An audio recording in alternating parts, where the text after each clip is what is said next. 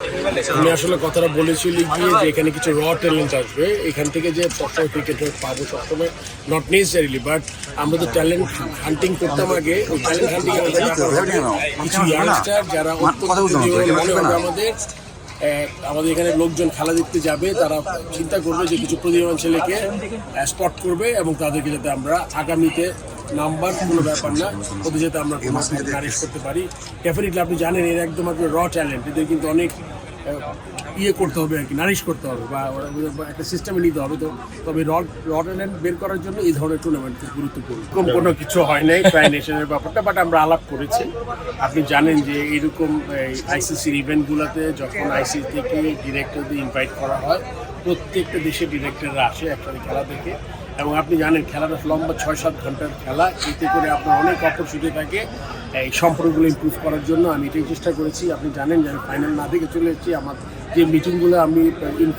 formal meeting করেছি যেগুলো ওগুলো শেষ হয়ে গেছে আমি এসেছি এবং আমাদের এর থেকে আমরা পাকিস্তান বোর্ড ইন্ডিয়ান বোর্ডের সাথে আমরা চেষ্টা করেছি আপনি জানেন যে আমাদের ইভেন শ্রীলঙ্কান বোর্ড যারা রিসিবিতে আছে যেখানে খেলা হচ্ছিল এদের সাথে সম্পর্ক উন্নয়নটা খুব জরুরি এখন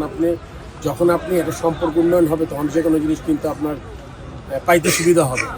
এটা আমি বিশ্বাস করি যে কোনো লেভেলেই সো ওইটা আমরা এটা খুব চেষ্টা করেছি আপনি জানেন যে পাকিস্তান অলরেডি আমাদের বলেছিল যে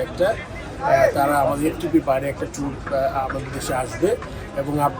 অত্যন্ত টাইট স্কেজুলের মধ্যে একটা ছোট্ট একটা ট্যুর হতে পারে সেটা হলে গিয়ে আপনার জুলাইয়ের দিকে সো ওইটার ব্যাপারে আমরা মোটামুটি লক করেছি যখন আমরা এটা ফাইনালাইজ করবো তখন আপনারা জেনে যাবেন আর ট্রাই নেশনটা না আমাদের ইন ফিউচার যখন আমাদের গ্যাপ থাকবে আমরা আলোচনা করেছি যদি কোনো স্কোপ থাকে তখন যাতে আমরা যেই দেশে হয় ওই দেশে যাতে আমরা we can do one the participant Bangladesh as a participant এটাই নিয়ে আলাপ করেছি এটা আমরা প্ল্যান করবো খুব স্বাভাবিক একটা ঘটনা মুশফিক তো probably legend of the country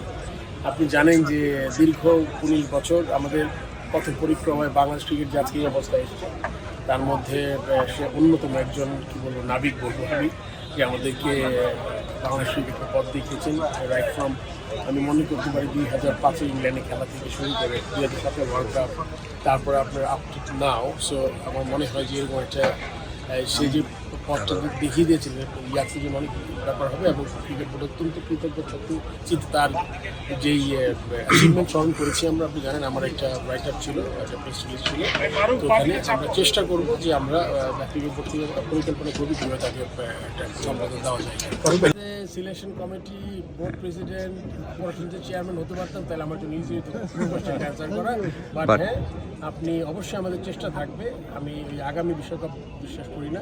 আপনি জানেন যে আমি যখন সিলেকশন কমিটির চেয়ারম্যান ছিলাম 2007-এ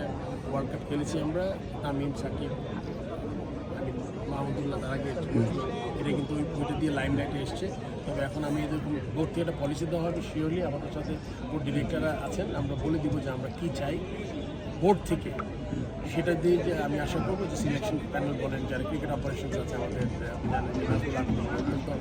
অভিজ্ঞ সম্পন্ন একজন মানুষ সেটা আলাপ করে আমরা চিন্তা করবো যে আমাদের ক্রিকেটটা কীভাবে করা যায় আর একটু বুঝতে হবে যে আসলে কম্পেয়ার টু 12 বছর অ্যান্ড 6 মাস ইজ মানে রিজনেবল মানে আমি তো এই 6 মাসও হয় না জাস্ট ক্যানট ডু বাট যে কাজগুলো আমি বলেছিলাম যে করার চেষ্টা করবো ওগুলোতে মোটামুটি এগিয়ে যাচ্ছি আমরা চেষ্টা করবো যে সময়টা পাবো আমরা আমাদের